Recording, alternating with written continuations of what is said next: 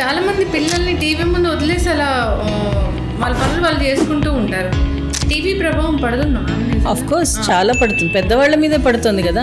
పెద్దవాళ్లే ఇప్పుడు murders crimes అవి ఎక్కువ అవుతున్నప్పుడు చిన్నపిల్లల్లో ఎందుకు పడదు? ప్లే అవుతూ ఉంటాయి కార్టూన్స్, ఎలా అక్కడ ఉంటాయో అలాగే వీళ్ళ బిహేవియర్ కూడా ఉంటుంది. అవును, ఉంటుంది కదా. ఇప్పుడు సించాను ఏదో ఉంటే పిల్లలు అలాగే. ఇప్పుడు మనం కూడా ఎవరైనా చిన్నపిల్లలు చిన్నతనంలో మీరు గుర్తే ఉండొచ్చు, రామాయణం ఏదో చూశారు, వెంటనే బాణము అవి మార్కెట్లో ఉంటే కొనుక్కుంటాము. గద హనుమాన్ జయంతి వచ్చింది కదా, ఆ ఆరెంజ్ కలర్ గదలు దొరుకుతున్నాయో పట్టుకొని తిరుగుతుంటారు. పిల్లలకి ఏంటి అంటే స్టోరీకి చాలా క్లోజ్గా కనెక్ట్ అవుతారు. Welcome to BRK news. So జనరల్గా మనం చిన్నపిల్లల సైకాలజీ గురించి ఆలోచించాల్సిన అవసరం ఉందా? పిల్లల్ని ఎలా పెంచాలి, వాళ్ళ బిహేవియర్ని బట్టి వాళ్ళు ఏం ఇబ్బంది పడుతున్నారో తెలుసుకోవచ్చా? సో పూర్తి వివరాలు తెలుసుకుందాం. ప్రస్తుతం మనతో పాటు స్టూడియోలో ఉన్నారు డాక్టర్ మృదులా కపిల గారు. మ్యామ్ నమస్తే అండి. నమస్తే అండి. ఎలా ఉన్నారు మ్యామ్? బాగున్నాను. ఎప్పుడు చూసినా అట్లా స్మైలీ వేస్తూ ఉంటారు, ట్రైనింగ్ ఇస్తూ ఉంటారు కదా అందరికి. అవును.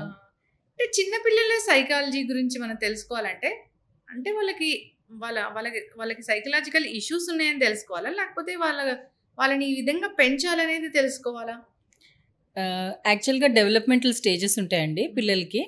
ఒక్కొక్క ఏజ్లో ఒక్కొక్క మైల్ స్టోన్ ఉంటుంది. మీరు గమనిస్తే చిన్న పిల్లల్ని గమనించారనుకోండి, ఫస్ట్ 12 yearsలో ప్రతి నెల వాళ్ళ బర్త్డే తర్వాత వాళ్ళ బిహేవియర్లో మార్పు ఉంటుంది. ఇప్పుడు ఫర్ ఎగ్జాంపుల్ 14th బర్త్డే అనుకోండి, నెక్స్ట్ మంత్ 14th కొంచెం మార్పు వస్తుంది, ఆ నెక్స్ట్ మంత్ 14th మార్పు. ఈ మార్పులు అంటే చిన్నగా ఉన్నప్పుడు బాగా గమనించవచ్చు కాబట్టి చెప్తున్నాను. ఇలాంటి మార్పులు ప్రతి ఏడాది వాళ్ళకు ఉంటాయి. కొన్ని ఫేజెస్ ఉంటాయి వాటికి, డెవలప్మెంటల్ స్టేజెస్లో ఇవి వాళ్ళు రీచ్ అవ్వాలి, ఈ మైల్ స్టోన్స్ వాళ్ళు రీచ్ అవ్వాలి అని ఉంటుంది. సో అది వాళ్ళు రీచ్ అవ్వట్లేదు అంటే ఎందులోనో లోపం ఉంది. అది న్యూట్రిషన్ అవ్వచ్చు, వాళ్ళ డైలీ హ్యాబిట్స్ అవ్వచ్చు, అంటే స్లీప్ సరిగా లేకపోవడం, లేకపోతే మదర్ కేర్ లేకపోవడం. బికాజ్ మనం వరల్డ్ని 5 సెన్స్ ఆర్గన్స్తో చూస్తాం కదా, ఈ 5 సెన్స్ ఆర్గన్స్ని కరెక్ట్గా ఆప్టిమం లెవెల్లో వాడాలి. సో పిల్లలకి కూడా ఆ స్టేజెస్ ఉంటాయి. ఇంకా ఈ ప్రెసెంట్ సినారియోలో పిల్లల్ని ఇంకొంచెం గాజు ముక్కల్లాగా పెంచాల్సి వస్తుంది డెలికేట్గా. ఎందుకు అంటే మీరు ఎన్వైరన్మెంటల్ చేంజెస్ అవనివ్వండి, లేకపోతే గ్లోబల్గా ఇన్ఫర్మేషన్, చాలా డిజిటల్ ఇన్ఫర్మేషన్ చాలా ఇన్ఫ్లో ఎక్కువైపోయింది. సో ఇప్పుడు మీరు మీ చిన్నతనంలో ఉన్న సంఘటనలు కానీ మీరున్న బిహేవియర్ కానీ ఇప్పుడు పిల్లల్లో కనిపించట్లేదు. అంటే ఇన్ఫ్యాక్ట్ మనకు బాధ అనిపిస్తుంది వీళ్ళ చైల్డ్హుడ్ ఏమైపోయింది అని. వాళ్ళ చైల్డ్హుడ్ వాపస్ ఇవ్వాలనిపిస్తుంది ఒక్కొక్కసారి. చాలా మంది పిల్లల్ని టీవీ ముందు వదిలేసి అలా వాళ్ళ పనులు వాళ్ళు చేసుకుంటూ ఉంటారు. టీవీ ప్రభావం పడుతుందా మ్యామ్? ఆఫ్ కోర్స్ చాలా పడుతుంది, పెద్దవాళ్ళ మీదే పడుతుంది కదా. పెద్దవాళ్లే ఇప్పుడు మర్డర్స్ క్రైమ్స్ అవి ఎక్కువ అవుతున్నప్పుడు చిన్నపిల్లల్లో ఎందుకు పడదు? ఇన్ఫ్యాక్ట్ పెద్దవాళ్ళకి కాస్త గుడ్ అండ్ బ్యాడ్ మధ్య వ్యత్యాసం తెలుసు, పిల్లలకి అది తెలియదు కదా, ఏది కరెక్ట్ ఏది రాంగ్ అనేది తెలియదు.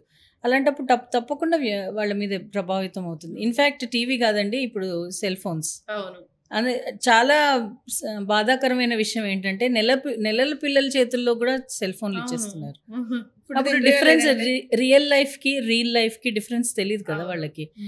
వరల్డ్ అంతా ఇలాగే ఉంటుందేమో అని అనుకుంటారు, బికాజ్ మనం చూసింది మనం ఎక్స్పీరియన్స్ చేస్తున్నాం కదా. సో మీరు ఒక స్టోరీ, అది కార్టూనే అయి ఉండొచ్చు, సో వాళ్ళు ఆ స్టోరీయే ఉంటుంది, వాళ్ళ చుట్టుపక్కలంతా అలాంటి వాళ్ళే ఉంటారు అన్న ఫీలింగ్లోనే ఉంటారు వాళ్ళు. సో కొన్ని ఎక్స్ప్లోరేషన్ ఇచ్చేటప్పుడు ఎంతవరకు ఇవ్వాలి, అసలు కొన్ని గవర్నమెంట్స్ అయితే సెల్ ఫోన్స్ బ్యాన్ చేశారు, 13 years దాకా సెల్ ఫోన్స్ ఇవ్వకూడదు అని. And cell phones IT or software develop చేసే యాపిల్ లాంటి కంపెనీ స్టీవ్ జాబ్స్ కూడా ప్రస్తుతం వాళ్ళ పిల్లలకి అస్సలు అంటే ఎక్స్పోజర్ ఇవ్వకుండా పెంచారు. They shouldn't touch blue light అని చెప్పి. సో మైండ్ మీద ప్రభావం చూపిస్తుంది, మనసు మీద ప్రభావం చూపిస్తుంది. కార్టూన్స్ ఎలా ప్లే అవుతూ ఉంటాయి, కార్టూన్స్ ఎలా అక్కడ ఉంటాయో అలాగే వీళ్ళ బిహేవియర్ కూడా ఉంటుందేమో. అవును, ఉంటుంది కదా. ఇప్పుడు సించాను ఏదో ఉంటే పిల్లలు అలాగే. ఇప్పుడు మనం కూడా ఎవరైనా చిన్నపిల్లలు చిన్నతనంలో మీరు గుర్తే ఉండొచ్చు, రామాయణం ఏదో చూశారు, వెంటనే బాణము అవి మార్కెట్లో ఉంటే కొనుక్కుంటాము. హనుమాన్ జయంతి వచ్చింది కదా, ఆ ఆరెంజ్ కలర్ గదలు దొరుకుతున్నాయో పట్టుకొని తిరుగుతుంటారు. పిల్లలకి ఏంటి అంటే స్టోరీకి చాలా క్లోజ్గా కనెక్ట్ అవుతారు. సో స్టోరీ పరంగా వాళ్ళకి ఏవైతే కార్టూన్స్లో చూస్తున్నారో అవన్నీ ఎఫెక్ట్ అవుతాయి. సో ఇప్పుడు మనం ఏం చూపిస్తున్నాము అన్నది దట్ ఈస్ అవర్ డిస్క్రిప్షన్. మనం ఎలాగా డిసైడ్ చేస్తున్నాం, because you are an adult. As a parent మీ రెస్పాన్సిబిలిటీ అది. వాళ్ళు ఏం చూస్తున్నారు, దేనికి ఎక్స్పోజ్ అవుతున్నారో మీరు కొంచెం గమనించాల్సి వస్తుంది. ఇప్పుడు పిల్లలు 1 year బేబీ ఉందనుకోండి మ్యామ్, అది అబ్నార్మల్గా బిహేవ్ చేస్తుంది, దానికి సైకలాజికల్గా ఏదో డిఫెక్ట్ ఉంది అని మనకి ఎలా తెలుస్తుంది? వాళ్ళ బిహేవియర్లో ఎలాంటి చేంజెస్ చూస్తాము? అంటే వాళ్ళ బాడీలీ మూవ్మెంట్ అండి, ఫిజికల్గా. ఫర్ ఎగ్జాంపుల్ హైపర్ యాక్టివిటీ ఉన్న పిల్లలు ఎక్కువగా సర్కిల్స్లో తిరుగుతూ ఉంటారు. చాలా మటుకు వాళ్ళకి అటెన్షన్ ఉండదు. Eye contact, I hand coordination ఉండదు. ఐ కాంటాక్ట్ సరిగ్గా ఇవ్వలేకపోతారు. ఇది మరీ చిన్న పిల్లల్లో ఇవి మనం గమనించవచ్చు. సరిగ్గా ఇవ్వరు, అస్సలు ఇవ్వరు. మీరు ఈవెన్ స్క్రీన్స్ చూపించినా సరే వాళ్ళకి అందులో కనెక్ట్ అవ్వదు. అంటే మీకు అర్థం అవుతూ ఉంటుంది వాళ్ళ బిహేవియర్లో. మీరు ఎప్పుడైతే పిల్లలు ఫోకస్ చేయలేకపోతున్నారు, పిలిచినప్పుడు ఇలాగా కదలడము, తిప్పడము అవన్నీ లేవు. సో ఆడిటరీ, అదే 5 sense organs-ని టెస్ట్ చేయాలి మనం. ఎందులో అన్న మార్పులు గమనించి ఇఫ్ ఎట్ ఆల్ అది ప్రాబ్లం ఉన్నప్పుడు తొందరగా చూపిస్తే ఏమన్నా ట్రైనబుల్ అవుతారు. ఎందుకంటే ఇప్పుడు ADHD లాంటివి చాలా చాలా ప్రివలెంట్గా ఉన్నాయి. మన అంటే జంక్ ఫుడ్ తినడం దగ్గర నుంచి జనరేషన్స్గా యంగ్ మదర్స్ కన్సీవ్ అయిన దగ్గర నుంచి వాళ్ళు న్యూట్రిషన్ సరిగ్గా లేకపోవడం, లేకపోతే వాళ్ళ బిహేవియరల్ ప్యాటర్న్స్, వాళ్ళ అంటే సైకలాజికల్గా వాళ్ళు ఏం ట్రామా వెళ్తున్నారు, అదంతా ఇట్ ఎఫెక్ట్స్. సో అవన్నీ బేస్ చేసుకుని నెక్స్ట్ జనరేషన్ పుడుతుంది. సో అవన్నీ ఎఫెక్ట్ అవుతాయి. మనకి మహాభారతంలోనే చెప్పారు, అభిమన్యుడు తల్లి కడుపులో ఉండి అంత నేర్చుకున్నాడు అని. సో అంత ఎఫెక్ట్ ఉంది అని ఎందుకు చెప్తున్నారు అంటే అవి గమనించి మనం అర్థం చేసుకోవాలి. చక్కగా చెప్పారు మ్యామ్. అయితే పిల్లల ముందు తల్లిదండ్రులు ఎలా బిహేవ్ చేయకూడదు? చాలా ఇంపార్టెంట్ అండి. చాలా మంది ఇందులో చాలా కన్ఫ్యూజ్ అవుతూ ఉంటారు. ఏదర్ పూర్తిగా చూపిస్తారు, లేకపోతే అసలు ఏం చూపించరు. ఇప్పుడు తండ్రి కానీ తల్లి కానీ ఒకరితో ఒకరు కొట్లాడుకుంటున్నారు, గట్టిగా అరుచుకుంటున్నారు, ఒకరినొకరు డామినేట్ చేస్తున్నారు, ఓన్లీ ఇవే కనిపించాయి అనుకోండి, ఆబ్వియస్గా that's how we should live అనుకుంటారు. అంతే కదా. సో చిన్నప్పటి నుంచి అంటే యాక్చువల్గా సిగ్మెండ్ ఫ్రాయిడ్ అనే ఒక సైకాలజిస్ట్ ఫస్ట్ 5 yearsలో హోల్ లైఫ్ పర్సనాలిటీ ఫామ్ అయిపోతుంది పిల్లలకి. అంటే ఆ ఫస్ట్ 5 years ఎంత ఇంపార్టెంట్. మన చిన్నప్పుడు ఒక సామెత ఉండేది, 6 నెలల దాకా గుడ్డిదైనా పెంచొచ్చు అని. కానీ అది నిజం కాదు. యాక్చువల్గా ఏంటి అంటే ప్రతి నెల ఇందాక నేను చెప్పినట్టు మైల్ స్టోన్స్ ఉంటాయి. సో బిహేవియర్లో తల్లిదండ్రులు తండ్రి తల్లిని కేర్ చేస్తున్నట్టు, తల్లి తండ్రిని కేర్ చేస్తున్నట్టు, మ్యూచువల్ రెస్పెక్ట్ ఉన్నట్టు, వాళ్ళ ఫైటింగ్ చేసుకోవడం తప్పేం లేదు, కానీ దాని లిమిటేషన్స్ ఉంటాయి. అరుచుకోవడము, కొట్టుకోవడము, వైలెన్స్ ఇవన్నీ చూపించకూడదు.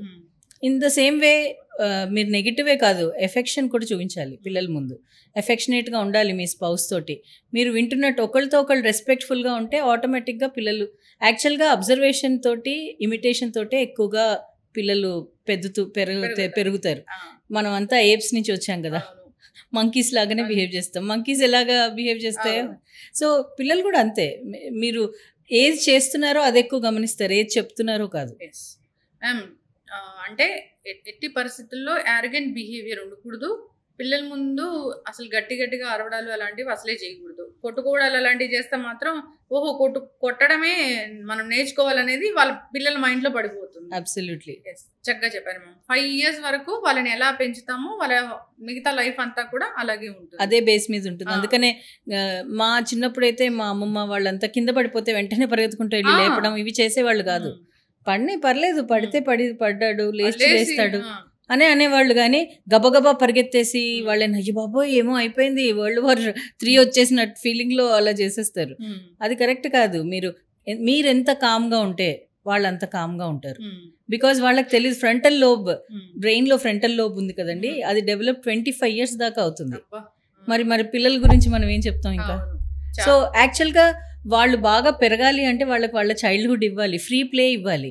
ప్రతిదీ రెస్ట్రిక్ట్ చేసి ఈ నిమిషం నుంచి ఈ నిమిషం దాకా ఇది చెయ్యి, ఇక్కడి నుంచి ఇక్కడికి చెయ్యి, ఇక్కడి నుంచి ఇంత గైడెడ్గా ఇంత పంజరంలో చిలకని పెంచినట్టు పెంచకూడదు. వాళ్ళని అంత ప్రొటెక్షన్గా ఇస్తే రేపు పొద్దున్న ప్రొటెక్షన్ లేనప్పుడు వాళ్ళు ఎంత ఇన్సెక్యూర్గా ఫీల్ అవుతారు. సో మీరు 24/7 ప్రొటెక్షన్ ఇవ్వలేరు కదా. ఇప్పుడు సెక్షువల్ హెరాస్మెంట్స్ కానీ బయట వైలెంట్గా ఉంది బిహేవియర్, గబుక్కుని ఎవరైనా ఎత్తుకుపోతారు, వాళ్ళు ఎలాగ రెసిలియంట్గా వాళ్ళకి సమాధానం చెప్పగలుగుతారు. You have to make them realize ఆ ప్రతి సెకండ్ వాళ్ళని వాళ్ళు ఎలా ప్రొటెక్ట్ చేసుకోవాలి అన్నది మీరు నేర్పించాలి పిల్లలకి. వాళ్ళని వాళ్ళ కాళ్ళ మీద వాళ్ళ డెసిషన్ మీద మేకింగ్ ఎలా చేసుకోవాలి అంటే ఇప్పుడు రేపు పొద్దున వాళ్ళు పెద్దయ్యాక డెసిషన్స్ తీసుకోవాలి. వాళ్ళ డెసిషన్స్ అన్నీ మీరే తీసుకున్నారు. చిన్న ఒక బాల్ ఏదో కేజ్ లోంచి బాల్ తీయడానికి కూడా మీరే హెల్ప్ చేసేసారంటే వాళ్ళు డెసిషన్ మేకింగ్ ఎక్కడ నేర్చుకుంటారు? వాళ్ళకి తెలియదు, ప్రాబ్లమ్ సాల్వింగ్ రాదు. చిన్న చిన్న ప్రాబ్లమ్స్ అన్నిటికీ అంటే తల్లిదండ్రుల దగ్గరికి రావడం కరెక్ట్, వాళ్ళు వస్తారు, కానీ వాళ్ళని ఫ్రీగా వదిలేసి మీరు ఎలా చేయాలి. ఇప్పుడు ఫర్ ఎగ్జాంపుల్ నాకు బోర్ కొడుతుంది అంటారు పిల్లలు, వెంటనే అగో అది చేయి ఇది చేయి ఇది చేయి అది చేయి అని ఏదో ఆల్టర్నేటివ్స్ ఇస్తాం. ఇవ్వకూడదు అస్సలు. బోర్ కొట్టడం కరెక్ట్. బోర్ కొట్టినప్పుడు ఇన్నోవేషన్ వస్తుంది. ఎందుకు అంటే నాకు బోర్ కొట్టింది, నేను ఏం చేయాలి ఇప్పుడు, నేను ఎంగేజ్ చేసుకోవాలి అంటే ఏం చేయాలి, చుట్టుపక్కల ఏమున్నాయి, అసలు టాయ్స్ ఏం లేవు, స్క్రీన్ టైం ఏం లేదు, ఏమీ లేవు చుట్టుపక్కల, అప్పుడు నేను ఏం చేయాలి. అప్పుడు ఏం అర్థం చేసుకుంటారు పిల్లలు, వాళ్ళతో వాళ్ళు బతకడం నేర్చుకుంటారు. ఇప్పుడు పారిపోరు వాళ్ళని వాళ్ళు. ఇప్పుడు చాలా మంది 100 people మధ్యలో ఉన్నా కానీ లోన్లీగా ఫీల్ అవుతారు. ఎందుకు అలా లోన్లీగా ఫీల్ అవుతారు? వాళ్ళకి తెలియదు వాళ్ళతో వాళ్ళు ఎలా ఉండాలో. ఒక గాజు బొమ్మ లాగా పెంచకూడదు, డిపెండెన్సీ బేబీ లాగా అసలే పెంచకూడదు, అసలు ఉండకూడదు. ఇండిపెండెన్సీ అనేది వాళ్ళకి మనం అలవాటు చేయలేము. రెసిలియంట్ బిహేవియర్ అలవాటు చేయాలి వాళ్ళకి, ప్రాబ్లమ్ సాల్వింగ్ నేర్పించాలి. కొన్ని ఇన్ఫ్యాక్ట్ వాళ్ళకి ఆ సిచ్యువేషన్స్ రాకపోయినా మనం క్రియేట్ చేయాలి. కొన్ని ప్రాబ్లమ్స్ ఉన్న సిచ్యువేషన్ లైక్ పజిల్స్ అట్లాంటివన్నీ ఎక్కువగా ఇస్తూ ఉంటే వాళ్ళు దాంట్లోంచి ప్రాబ్లమ్ సాల్వింగ్ నేర్చుకుంటారు. అండ్ రియల్ లైఫ్లో అది ఎలా ఇంప్లిమెంట్ చేయాలో వాళ్ళకి అర్థం అవుతుంది. చాలా మంది పేరెంట్స్ కానీ చుట్టాలు కానీ చూస్తే మ్యామ్, మీ నాన్న అట్లా, మీ అత్త ఇట్లా, వాళ్ళ గురించి ఒక్కొక్క క్యారెక్టర్ గురించి ఒక్కొక్కలాగా చెప్తూ ఉంటారు. అవి కూడా వాళ్ళ మీద ప్రభావం చూపిస్తాయా? ప్రభావం చూపిస్తాయండి. ఇక్కడ మనము 2 విషయాలు జాగ్రత్తగా గమనించాలి. ఒకటి ఏంటి అంటే, మీరు వరల్డ్ని కంట్రోల్ చేయగలరా? చేయలేరు. ఎవరు ఇప్పుడు వేరే అత్తలు మామలు ఎవరన్నా ఏమైనా ఇన్ఫర్మేషన్ ఆర్ ఒపీనియన్ చెప్తే వాళ్ళ మైండ్ సెట్ని మీరు కంట్రోల్ చేయరు. మా పిల్లల ముందు ఇవన్నీ చెప్పకండి, మా పిల్లల ముందు బ్యాడ్ వర్డ్స్ వాడకండి, ఎంతమందిని కంట్రోల్ చేస్తారు? అలా కాదు. అలాంటి సిచ్యువేషన్స్లో ఉన్నా సరే మీరు మీ పిల్లలు ఎలా రియాక్ట్ అవ్వాలి, ఎలా రెస్పాండ్ అవ్వాలి నేర్పించాలి. అంతేగాని వాళ్ళందరినీ కంట్రోల్ చేయాలి. ఏది మీ కంట్రోల్లో ఉంది అది కంట్రోల్ చేయడానికి ట్రై చేయాలి. ఇంకోటి ఏంటి అంటే, ఇప్పుడు world is bad, you can't say that ఇప్పుడు వాళ్ళని సడన్గా కొంచెం ప్రీ ప్రైమరీ ఏజ్ వచ్చింది స్కూల్లో వేసేస్తారు. స్కూల్లో వేసిన తర్వాత వాళ్ళకి చాలా చాలా సిచ్యువేషన్స్ కనబడుతుంటాయి. అప్పుడు వాళ్ళకి కల్చర్ షాక్ అవ్వదు? ఇంట్లో ఏమో ఇలా ఉంది, బయట ఏమో ఇలా ఉంది, నేను ఎలా అడ్జస్ట్ అవ్వాలి? అలా ఏం అంటే మీరు అంతగా ప్రొటెక్ట్ చేయకూడదు. అలాంటివి ఏమన్నా వినిపించినప్పుడు నువ్వు నా దగ్గరికి వచ్చి మాట్లాడు, నీకేమన్నా డౌట్ వస్తే నువ్వు నా దగ్గరికి వచ్చి అడుగు, మన ఇద్దరం కలిసి మనం వెతుకుదాం ప్రాబ్లంకి అని తల్లి కానీ తండ్రి కానీ లేకపోతే ఇద్దరు అంత అప్రోచబుల్గా ఉండాలి. That is better way of upbringing. అంతేగాని వాళ్ళని అసలు మీరు ప్రాబ్లమ్సే రాకుండా మీరు చేయలేరు వాళ్ళని. మ్యామ్, కొందరు పిల్లలు అబద్ధాలు చెప్తూ ఉంటారు కదా, అంటే ఉన్నది లేనట్లుగా ఎక్కువ కల్పించి కూడా చెప్తూ ఉంటారు. చాలా క్రియేటర్స్ వాళ్ళు. ఎందుకు అలా చేస్తారు? ఇమాజినేషన్ అండి, ఇట్స్ ఎ బూన్. యాక్చువల్గా అది చాలా మంచిది. అంటే అబద్ధం చెప్పడం మంచిది అనట్లేదు, ఇమాజిన్ చేసుకుని చెప్పడం, క్రియేట్ చేయడం చాలా మంచిది. కానీ అబద్ధం నిజం మధ్య తేడా తెలియదు వాళ్ళకి. ఎందుకు వాళ్ళు అలా చెప్తారు? అమ్మ ఒక్కతే కదా వింటుంది వాళ్ళ గొప్పలు, ఎవరు వింటారు? బయట వాళ్ళు వినరు కదా, మీరు వినాలి. ఒక్కొక్కసారి మనం అంతంత నువ్వే గ్రేట్ అని చెప్పి అలా మాట్లాడకు, వాళ్ళందరి ముందు నువ్వు అలా ఉండకూడదు, కొంచెం తగ్గు, అలా చెప్పకూడదు. ఎందుకు? వాళ్ళ ఇమాజినేషన్ని కంట్రోల్ చేయాలి. మీరు దాన్ని ఎలా ఛానలైజ్ చేయాలో నేర్పించాలి. సరే, నేను చాలా గొప్ప, నేను తప్ప ఎవరూ ఆన్సర్ చేయలేదమ్మా క్లాసుల్లో, నేనే ఆన్సర్ చేశాను అన్ని అంటూ ఉంటారు పిల్లలు. అందులో నిజం ఎంతో అబద్ధం ఎంతో మనకు తెలుసు. తల్లిలాగా మీకు తెలుసు వాళ్ళు ఎలా చదువుతున్నారో ఏంటో. కానీ వాళ్ళని డిస్కరేజ్ చేయకూడదు. అక్కడ వినండి, పూర్తిగా వినండి. వాళ్ళ ఎగ్జైట్మెంట్ తల్లి దగ్గర కాకపోతే ఇంకెవరి దగ్గర చెప్పుకుంటారు అవన్నీ. సో చెప్పిన తర్వాత మీకు యాక్చువల్గా తెలిసిన తర్వాత, ఒకవేళ అది అబద్ధం అని తెలిసిందనుకోండి, వాళ్ళని కూర్చోబెట్టి ఎక్స్ప్లెయిన్ చేయాలి. నాన్న, అబద్ధాలు చెప్పకూడదు, ఇది సిచ్యువేషన్. ఇంకొకటి, అబద్ధం చెప్పకూడదు అని చెప్పడం కాదు, మనం కూడా అబద్ధాలు చెప్పకూడదు. ఇంట్లో ఉండి లేనట్టుగాను, ఫోన్ వస్తే నేను లేనని చెప్పేసి అని చెప్పడం, ఇవన్నీ మనం ఎగ్జాంపుల్ సెట్ చేస్తున్నదే. అందుకని పిల్లల దృష్టిలో విలన్స్ ఎవరు ఉంటారు? అందరూ విలన్సే, అందరూ ఫ్రెండ్సే. విలన్స్ అంటూ ఎవరు ఉండరు. వాళ్ళ వే ఆఫ్ బిహేవియర్ని అర్థం చేసుకునే వాళ్ళు ఫ్రెండ్స్. వాళ్ళ వే ఆఫ్ బిహేవియర్ని అస్తమానం ఆటంకపరిచే వాళ్ళు విలన్స్. ప్రతిదీ ఏ చేసినా అలా చేయకు, ఇలా చేయకు, ఇక్కడ కూర్చోకు, అక్కడ కూర్చోకు, ఇలా నవ్వకు, అలా నవ్వకు, ఇలా మాట్లాడకు, అలా. మరి వాళ్ళు విలన్సే కదండి. అది తల్లి అవ్వని, తండ్రి అవ్వని, తాత అవ్వని, అమ్మమ్మ అవ్వని, వాళ్ళు విలన్సే. కానీ ఎవరు ఫ్రెండ్స్ అవుతారు?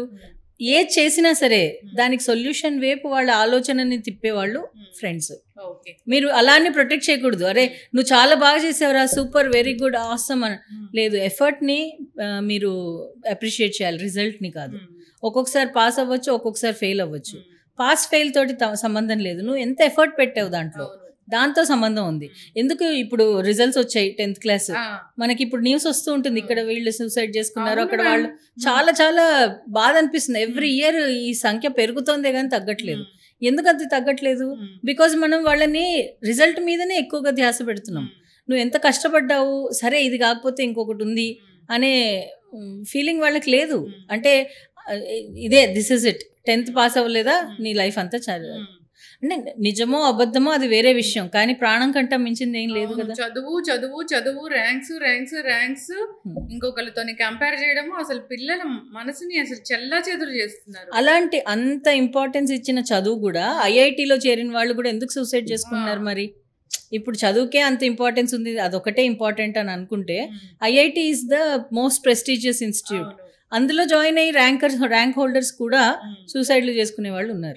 ఎందుకు వాళ్ళు అలా చేస్తున్నారు? వాళ్ళకి వాళ్ళు తెలీదు, సెల్ఫ్ అవేర్నెస్ లేదు. నాకు ఇది ఇష్టం లేదు, ఎప్పుడు చూడు ఎవరి ఒపీనియన్స్ మీద ఆధారపడి ఉన్నారు. నువ్వు ఫస్ట్ వస్తేనే నువ్వు గ్రేట్, అదే ఆధారం, అంతే. అదే ఇన్ఫ్లుయెన్స్ చేస్తోంది వాళ్ళ ఆలోచనని.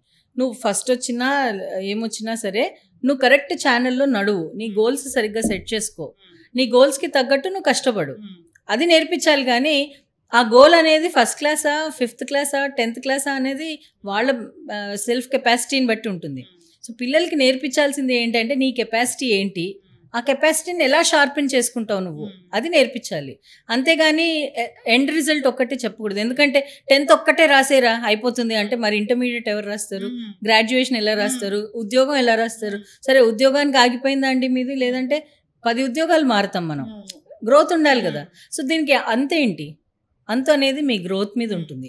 సో ఆ గ్రోత్ని ఎక్స్ప్లెయిన్ చేయాలి, ఆ గోల్ సెట్టింగ్ని ఎక్స్ప్లెయిన్ చేయాలి. కానీ రిజల్ట్ నువ్వు ఇంత పర్సెంటేజ్ ఇంతే ఉండాలి, అంతే ఉండాలి అంటే వాళ్ళకి అది రెస్ట్రిక్షన్స్ అవుతాయి, ఫ్రీ ప్లే ఉండదు అసలు.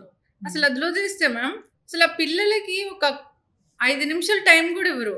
పొద్దున ట్యూషన్కి వెళ్ళాలి, పొద్దున యోగా క్లాస్కి వెళ్ళాలి, పొద్దున గిటార్ క్లాస్కి వెళ్ళాలి, మళ్ళీ రావాలి, మళ్ళీ స్కూల్కి వెళ్ళాలి, మళ్ళీ మధ్యాహ్నం లంచ్ టైంలో క్లాసు, ఇంకోటి వీణా క్లాసు, సాయంత్రం జిమ్నాస్టిక్స్, అక్కడికి వెళ్ళాలి, స్విమ్మింగ్కి వెళ్ళాలి, ప్లే గ్రౌండ్కి వెళ్ళాలి. అసలు వాళ్ళకి అన్నీ వెళ్ళాలి చెయ్యాలి.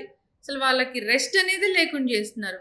ఇట్లా మల్టిపుల్ టాస్క్లు అన్నీ ఇచ్చేసి, మల్టిపుల్గా అన్నీ నేర్పించేసి, అసలు వాళ్ళకి ఏం చెప్పాలనుకుంటున్నారో అర్థం కాని పరిస్థితి. అట్లాంటి వాళ్ళని చూసి ఏమనిపిస్తుంది, ఏం చెప్తారు మ్యామ్ అలాంటి తల్లిదండ్రులకి? ఇప్పుడు మనకి స్కూల్లో 6 సబ్జెక్ట్స్ ఇస్తారు. ఎందుకు ఇస్తారు చెప్పండి? మీకు ఏం ఐడియా ఉండొచ్చు దాని గురించి? అన్ని సబ్జెక్ట్స్ నేర్చుకోవడానికి. ఎగ్జాక్ట్లీ, అన్ని సబ్జెక్ట్స్ తెలుసుకోవడానికి, తెలుసుకుని ఇది ఏది నాకు పనికొస్తుంది దాంట్లో నేను కెరియర్ చేసుకోవడానికి. In the same way extra curricular activities కూడా అంతే. మీరు ఎక్స్ట్రా కరికులర్ యాక్టివిటీస్ ఇవ్వడం చాలా మంచిది, కానీ వాళ్ళ స్లీప్, వాళ్ళ ఫ్రీ ప్లే, అంటే గైడెడ్ ప్లే కాదు, ఫ్రీ ప్లే, దీనికి టైం ఉందా లేదా, వాళ్ళ ఇంటర్పర్సనల్ స్కిల్స్ డెవలప్ చేసుకోవడానికి ఫ్యామిలీ టైం ఉందా లేదా, ఫ్యామిలీతో వాళ్ళు స్పెండ్ చేయగలుగుతున్నారా లేదా. మీరు బిజీగా ఉన్నారు కదా అని వాళ్ళని బిజీ చేయడం ఈజ్ రాంగ్. అలా అస్సలు చేయకూడదు అసలు. అందుకనే pre marital counselling, pre parental counselling అనేది చాలా ఇంపార్టెంట్ అండి. పెళ్లికి ముందు పెళ్లితో వచ్చే ఛాలెంజెస్ నేర్పించాలి, పిల్లలు పుట్టే ముందు, పిల్లలు పుట్టిన తర్వాత వచ్చే ఛాలెంజెస్ నేర్పించాలి. లేకపోతే ఏమవుతుందంటే, అందరూ మామూలుగా సేయింగ్ ఏంటి, పిల్లలు పుడితే అన్ని సర్దుకుంటాయిలే, హ్యాపీగా ఉంటారులే అని. కానీ పిల్లలు పుట్టాక అసలు గొడవలు స్టార్ట్ అవుతాయి. నువ్వు ఇక్కడ, నువ్వు అక్కడ, నువ్వు ఇంత, నువ్వంతా అన్నీ స్టార్ట్ అవుతాయి. సో ఇది చాలా ఇంపార్టెంట్. అందుకని వాళ్ళు ఏం చేస్తారంటే, మనం బిజీగా ఉన్నాము, వాళ్ళని చూసుకోవడానికి లేదు, అందుకని డే కేర్కి పంపించేసే, లెర్నింగ్ క్లాస్కి పంపించు, దీనికి పంపించు, దానికి పంపించు అని అనుకుంటారు. సో జనరల్గా మీరు ఎక్స్పోజర్ ఇవ్వడం మంచిదే, కానీ ఎంత ఎక్స్పోజర్ దానికి ఇవ్వాలి అన్నది కొంచెం సెన్సిబుల్గా ఆలోచించి, వాళ్ళు అలసిపోకుండా, వాళ్ళకి అదర్ సోషల్ లైఫ్ లేకుండా చేయకండి. మీరు వాళ్ళు ఎంజాయ్ చేస్తున్నారు, వాళ్ళకి అంత మల్టీ టాస్కింగ్ ఇష్టంగా ఉంది అని వాళ్ళు ఎక్స్ప్రెస్ చేస్తే వెల్ అండ్ గుడ్. లేదు అంటే కొంచెం తగ్గించాలి. అది కూడా కొంతమంది ఏంటారు, ఇప్పుడు నాకు ఆర్ట్ అంటే ఇష్టం అనుకోండి, అన్ని ఆర్ట్ క్లాసెస్లోనే వేసేస్తాను, ఇంకా స్పోర్ట్స్ ఉండవు. స్పోర్ట్స్ లేకపోతే మెంటల్ డిసెబిలిటీ చాలా ఎక్కువ అయిపోతుంది. స్పోర్ట్స్ అది చాలా ఇంపార్టెంట్. ఫిజికల్గా ఇప్పుడు హైపర్ యాక్టివిటీ చాలా ఎక్కువ ఉంది కదా పిల్లల్లో. హైపర్ యాక్టివిటీకి best medicine is get tired physically. Hyper activity ఉన్నారని ఎలా తెలుస్తుంది మ్యామ్? హైపర్ యాక్టివిటీ సిమ్టమ్స్ ఉంటాయండి. అంటే ఇప్పుడు ఫస్ట్ ఆఫ్ ఆల్ మీరు పట్టుకోలేకపోతున్నారు, గబగబా తిరిగేస్తున్నారు, వాళ్ళు ఒక్క నిమిషం కూడా కుదురుగా కూర్చోట్లేదు అంటేనే మనకి ఎనర్జీ లెవెల్స్ ఎలా ఉన్నాయో తెలుస్తుంది. Hyper activity is not equivalent to mental disability. Hyper activity అనేది చాలా ఈజీగా లూజ్గా వాడుతున్నారు ఈ మధ్య. వాళ్ళకి కొంచెం ఎనర్జీ ఎక్కువైనా వీడు చాలా హైపర్ అండి అంటే అది కరెక్ట్ కాదు. అది యాక్చువల్గా hyper activity has clinical symptoms, అది వేరు. మీరు మామూలుగా చూస్తున్న హై ఎనర్జీ కిడ్స్ అందరూ వాళ్ళకి హై ఎనర్జీ ఉంది, అంతే, ఎనర్జీ బాగా ఉంది. ఎనర్జీ ఎందుకు ఎక్కువ ఉంది వాళ్ళకి, ఆ ఎనర్జీని ఎలా ఛానలైజ్ చేయాలి అని ఆలోచించాలి. కానీ మీరు వీళ్ళ హైపర్ యాక్టివ్ అని చెప్పి లేబుల్ చేయకూడదు. లేబుల్ చేసిన వెంటనే అది చుట్టుపక్కల ఉన్న వాళ్ళంతా ఎక్నాలెడ్జ్ చేశారనుకోండి, అది వాళ్ళకి మైండ్లో I'm suppose to behave like this అన్న ఫీలింగ్ వచ్చేస్తుంది. So which is not right. అందుకని హైపర్ యాక్టివిటీ అని అలా లేబుల్ చేయకండి పిల్లల్ని. హై ఎనర్జీ, ఆ ఎనర్జీని మీరు ఎలాగ ఛానలైజ్ చేయాలి అన్నది ఆలోచించాలి. కొంతమంది పేరెంట్స్ వాళ్ళ ఓవర్ యాంగ్జైటీ తోటి వీళ్ళకి యాంగ్జైటీ తెప్పిస్తున్నారు.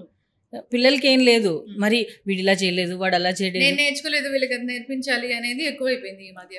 అది చాలా తప్పు కదా. అంటే ఇప్పుడు పిల్లలు వైట్ పేపర్స్ కాదు, వాళ్ళు పుట్టినప్పుడు 14 generations పుడతారు.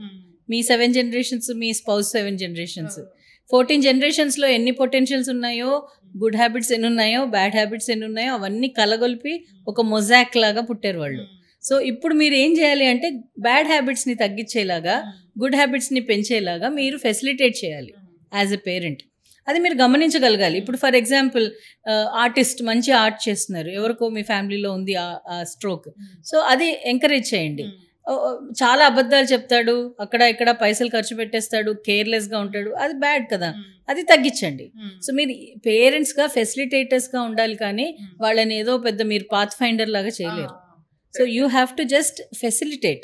వాళ్ళకున్న టాలెంట్స్ని వాళ్ళని గుర్తించి, వాళ్ళు గుర్తించేలాగా చేసి దాని గురించి వాళ్ళు కెరియర్ ఫామ్ చేసుకునేలాగా చేయాలి. కానీ వాళ్ళని సఫకేట్ చేసేసి నువ్వు ఇది తప్ప, అదిగో వాడు చేశాడు నువ్వు చేయలేవా, ఆ అమ్మాయి చేసింది నువ్వు చేయలేవా అని అలా కంపారిజన్ చేయకూడదు. చాలా చక్కగా చెప్పారు మ్యామ్. ఈ సమ్మర్లో అసలు వాళ్ళకి వెకేషన్ మరి హ్యాపీగా గడపాలనుకుంటారు. ఈ సమ్మర్లో పిల్లల్ని అసలు ఎలా జాగ్రత్తగా చూసుకోవాలి, వాళ్ళు డెవలప్ అవ్వాలంటే అసలు ఈ సమ్మర్లో తల్లిదండ్రులు తీసుకోవాల్సిన జాగ్రత్తలు అంటే ఏంటి? ఫస్ట్ అండ్ ఫార్మోస్ట్ ఎండగా ఉంది కాబట్టి as much as possible health care అంతా తీసుకోవాలి. న్యూట్రిషన్, గుడ్ స్లీప్ తప్పకుండా తీసుకోవాలి. సెకండ్లీ ఏంటి అంటే లైఫ్ స్కిల్స్ నేర్పించే సమ్మర్ క్యాంప్స్లో చేర్చాలి. లైఫ్ స్కిల్స్ అంటే ఏంటి, నువ్వు ఎలాంటి సిచ్యువేషన్లో ఉన్నా నువ్వు ఎలాగ సోషల్ ఆక్వర్డ్నెస్ లేకుండా ఉండడం. ఇప్పుడు మీరు గమనించుంటారు, ఎస్పెషల్లీ 10 years అబవ్ పిల్లలు చుట్టాలు రాగానే వాళ్ళకి హాయ్ చెప్తారు, లోపల పరిగెడతారు. వాళ్ళకంత ఇంకా అడాలసెంట్ అయితే మరీ కన్ఫ్యూజన్లో ఉన్నారు. వాళ్ళు ఏం చేయాలి, ఎలా చేయాలి, ఎందుకు చేయాలి ఏమీ అర్థం కావట్లేదు. ఈ ఇన్ఫర్మేషన్ ఓవర్ఫ్లో, స్క్రీన్ టైమ్ ఇదంతా ఎక్కువ అయిపోయేటప్పటికి వాళ్ళకి దేనికి ఎలా రియాక్ట్ అవ్వాలో అర్థం కావట్లేదు. అండ్ వాళ్ళది పియర్ ప్రెషర్ కూడా చాలా ఉంది. నేను ఇది చేస్తేనే నాకు ఫ్రెండ్స్ దొరుకుతారు, నేను ఇలా ఉంటేనే నాకు ఇలా ఉంటుంది, నేను so and so things online చేస్తేనే నాకు ఇలా ఉంటుంది, ఇది చాలా ఎక్కువైపోయింది.